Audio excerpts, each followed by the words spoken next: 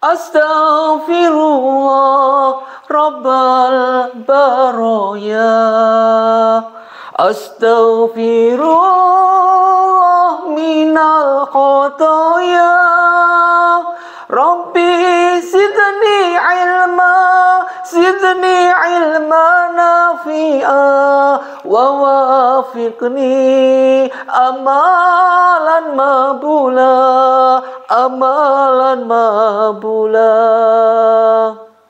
Assalamualaikum warahmatullahi wabarakatuh. Alhamdulillahirabbil alamin wassalatu wassalamu ala asrofil mursalin wa ala alihi wa sahbihi ajma'in. A'udzubillahi minasyaitonir rajim. Bismillahirrahmanirrahim.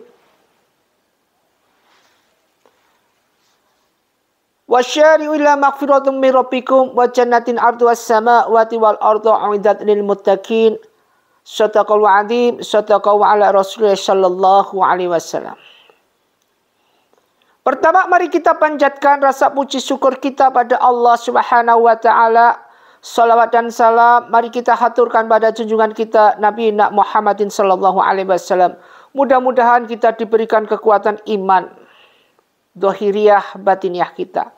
Salawat dan salam mari kita haturkan pada junjungan kita Nabi Muhammadin sallallahu alaihi wasallam. Semoga lisan kita tidak pernah henti-hentinya bersolawat, minimal 1000 kali setiap hari. Ma'asyiral muslimin muslimat rahimatullah dimuliakan Allah Subhanahu wa taala. Perlu kita ketahui segala sesuatu yang sering sekali kita ucapkan namun kadang-kadang kita tidak mengerti, bahkan mungkin kita ngerti namun enggan untuk menyinggungnya. Satu ini sesuatu yang sering sekali kita lakukan, namun kita pura-pura bodoh atau mungkin pura-pura nggak tahu, padahal kita tahu. Atau mungkin kita susah untuk melewatinya, mau nggak mau harus masuk ke situ. Dan jadi ini anehnya, dan setiap manusia yang hidup ketika kita hidup, kita pasti terjebak dengan ini. Kita pasti melewati ini. Dan pasti setiap manusia yang hidup pasti merasakan. Entah nanti merasakan secara dalam atau enggak, bagaimana, tetap merasakan. Jadi tidak ada orang siapapun termasuk Ustadz sendiri nggak pernah merasakan ini. Sering sekali. Ustadz sendiri juga sering tanpa sadar masuk ke ranah ini. Dan ini merupakan ranah yang dimanfaatin sebagai kendaraan si iblis, syaitan, jin untuk mengelabui manusia. Nah, kita ini yang jadi santapan mereka. Para iblis, para jin dan segala. Namun kalau kita kuatkan iman kita, maka insya Allah kita akan terhindari dari ini semua. Kita akan bisa melewati ini semua. Dan kita ambil hikmahnya bahwa semua ini adalah ujian dari Allah Subhanahu wa taala buat kita. Apakah si dia, apakah ini? Yaitu maksiat. Sering kita dengar kata maksiat. Di ceramah, dimanapun, di pengajian kita sering dengar, wah itu berbuat maksiat. Namun kita nggak tahu apa maksiat itu. Kalau kita tahu maksiat itu, atau mungkin kita tahu, tapi kita pura-pura nggak tahu apa makna daripada maksiat, apa perbuatan maksiat. Sekedar feedback, sekedar mengingatkan, khairukum man ta'allamal Qur'an wa amalah, meskipun satu ayat.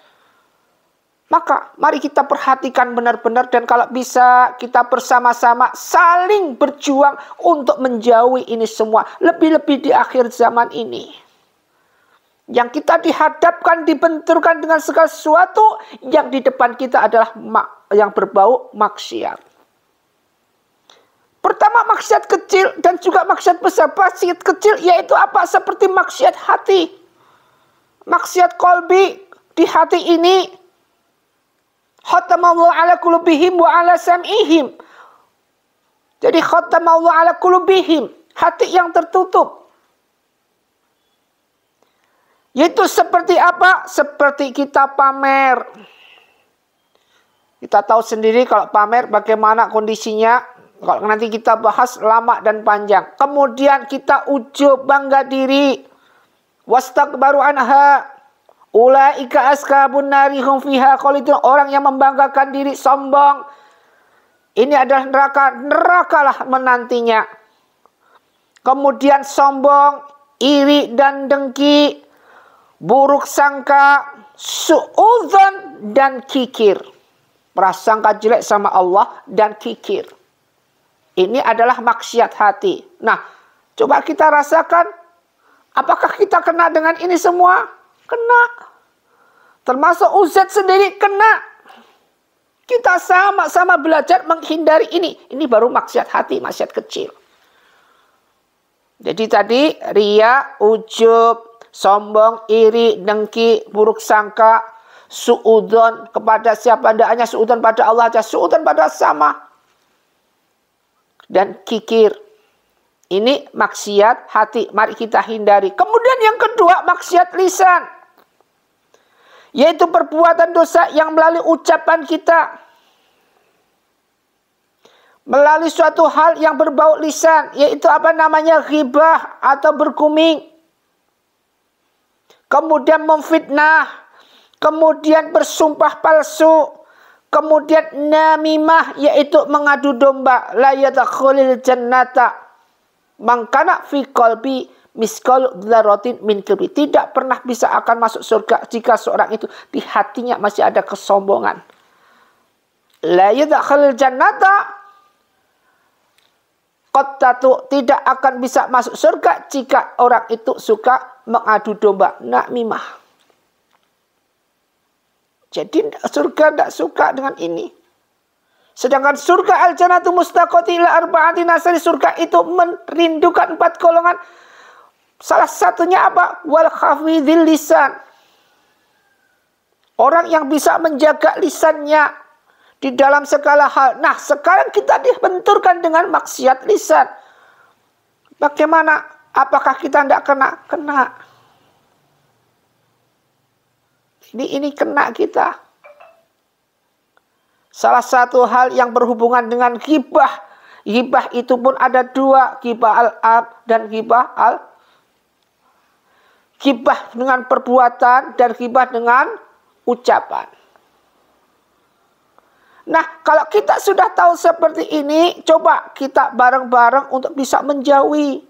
Untuk bisa menghindari. Setidaknya step by step, sedikit demi sedikit. Harus kita lakukan. Kemudian maksiat telinga.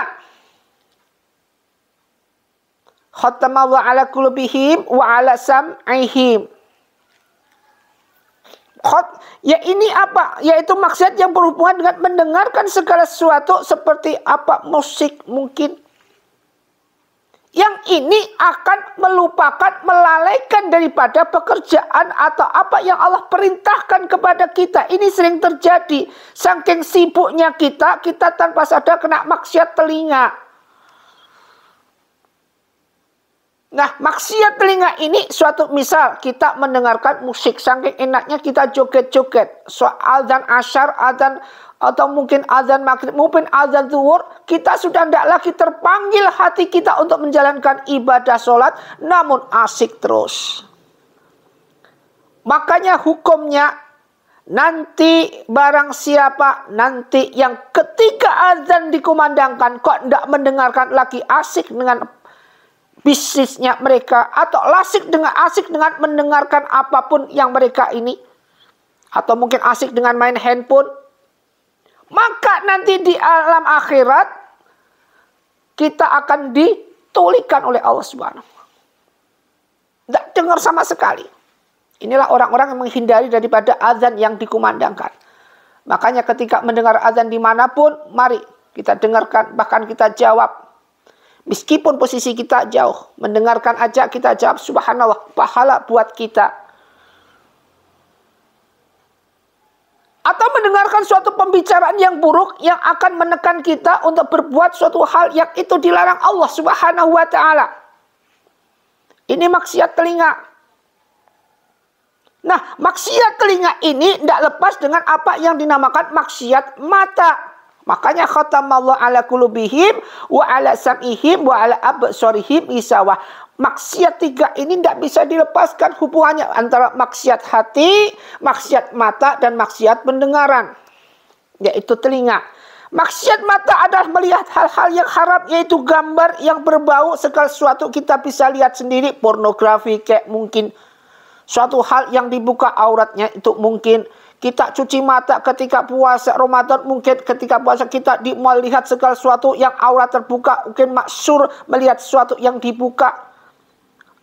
Mereka para kaum Hawa yang terbuka pakaiannya mungkin. Banyak sekali dengan maksiat-maksiat mata yang berhubungan dengan telinga, yang berhubungan lagi dengan hati. Yang ini lebih larinya yaitu ke zina laman yang sudah ditetapkan. Ma'asyiral muslimin muslimat rahimakumullah, dimuliakan Allah Subhanahu wa Ta'ala. Kita larinya ke zina laman ain. Segala sesuatu yang berhubungan dengan ini, zina lamen kolbi, sesuatu yang berhubungan dengan ini semua maksiat-maksiat yang berkumpul-kumpul akhirnya menyebabkan suatu hal yang berbau fitnah. Selanjutnya adalah maksiat kaki, yaitu ketika kita tidak mau dilangkahkan kaki kita, atau mungkin kaki kita tidak mau susah dilangkahkan menuju ke suatu majelis. Tapi kaki kita ringan ketika kita pergi di suatu tempat yang itu lebih cenderung bersenang-senang ria. Nah, kalau kita tahu seperti ini, Masya Allah. Alangkah baiknya kita hindari seperti ini, agar apapun yang kita lakukan tidak digolongkan sebagai maksiat kecil atau maksiat ringan. Kemudian yang selanjutnya adalah maksiat besar. Sudah tahu, jelas maksiat besar ada suatu hal yang berbuat atau berhubungan dengan menduakan Allah, alias syirik, alias tidak percaya dengan suatu apa yang ada, apa yang harus kita sembah, apa yang harus kita jalankan atas perintah siapa. Tiada lain adalah qul wallahu ahad, Allah somad, lam yalid walam yulad walam yakul lahu kufuwan ahad. Hanya Allah. Kemudian membunuh jiwa yang diharamkan, melakukan sihir, dan memakan hal yang riba. Ya ayyuhalladzina amanu taqullah wa dharu ma baqiya minar riba in kuntum mu'minin. Ini maksiat besar. Berbuat syirik, membunuh jiwa yang diharamkan, melakukan sihir, dan berbuat riba. Makanya perjuangan yang luar biasa ketika kita terlepas dari riba. Maka ini adalah hamba-hamba Allah yang pilihan. Makanya ketika kita punya hutang, kemudian kita berjuang untuk membayar hutang, perjuangan kita untuk membayar ini diridhoi oleh Allah. Perjuangan sebagaimana kita jihad. Karena ingin lepas dari riba. Memang susah, susah. Kemudian maksiat terkait dengan perintah dan larangan Allah, yaitu durhaka kepada orang tua, memutuskan tali silaturahim. Man akhaba ayyabsatalahu fi rizqi, barang siapa yang pengen rezekinya dimudahkan, wa yunsa'alahu fi atari, dan pingin umurnya dipanjangkan, falyasillu rahimah, maka sambunglah tali silaturahim. Kemudian menjadi kesaksian palsu, hati-hati ketika kita dijadikan saksi palsu hanya demi uang, kita berani memberikan kesaksian palsu. Jangan, hindari. Karena dosa ini akan menjadi jariah buat antum jika antum memberikan suatu kesaksian palsu. Kemudian mengucapkan sumpah dusta dan berbuat zalim terhadap sesama. La ilaha illa anta subhanaka inni kuntu minadz zalimin. Mudah-mudahan kita dijauhkan dari segala hal yang berhubungan dengan ini semua. Sekedar feedback mengingat akan tentangnya atau datangnya maksiat yang senantiasa menjebak kita di ranah dimanapun, kita tidak peduli apa yang terjadi, tahu-tahu di depan kita maksiat sudah ada. Jadi jebakan-jebakan itu terus bertubi-tubi. Ma'asyiral muslimin muslimat rahimatullah. Kalau kita sudah tahu seperti ini, sekedar mengingatkan, sekedar feedback, maka apa yang kita lakukan, perkuat iman kita. Perkuat dalam apa akidah-akidah kita. Perkuat dalam diri kita yang berhubungan dengan apa yang Allah perintahkan. Dan hati ini jangan sampai kosong. Isi dengan zikir terus, zikir. Ma'asyiral muslimin muslimat rahimatullah, dimuliakan Allah subhanahu wa ta'ala. Jadilah kita hamba Allah yang nomor satu di hadapan Allah.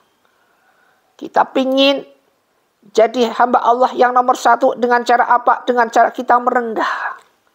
Dengan cara kita merasa diri kita banyak dosa di hadapan Allah.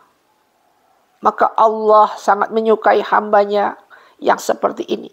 Disebutkan dalam surat Al-Baqarah 222 di akhir ayatnya. Innallaha yuhibbut tawabina wa yuhibbul mutatahhirin. Mudah-mudahan kita dijadikan hamba Allah husnul khatimah ketika kita pulang ke rahmatullah. Wabillahi taufiq wal hidayah. Wassalamualaikum warahmatullahi wabarakatuh.